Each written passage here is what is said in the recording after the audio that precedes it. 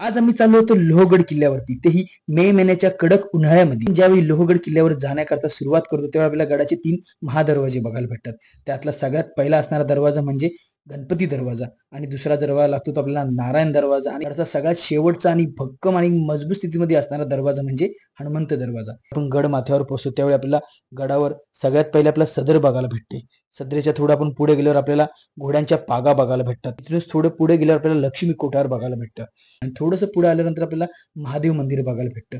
मंदिर सध्याच्या काळामध्ये बांधून काढलेलं आहे. पण एकदम सुंदर असं मंदिर आहे मित्रांनो. बरोबर महादेवाच्या मंदिराच्या बाजूला आपल्याला त्र्यंबक तलावही बघायला भेटतो. गेलं तसं आपल्याला एक पाण्याचं टाकं बघायला भेटतं. ह्या टाक्यामध्ये पण 12 महिने आपल्याला पाणी बघायला भेटतं आणि एकदम थंडगार असं या टाक्यातलं पाणी आहे. 16 कोणी तलाव बघायला भेटतो. एकदम मोठा असा हा तलाव आहे. गडाचा सगळ्यात शेवटचा बुरुज म्हणजेच विंचूकडा बघायला भेटतो. एकदम सुंदर असा हा लोहगड किल्ला आहे मित्रांनो.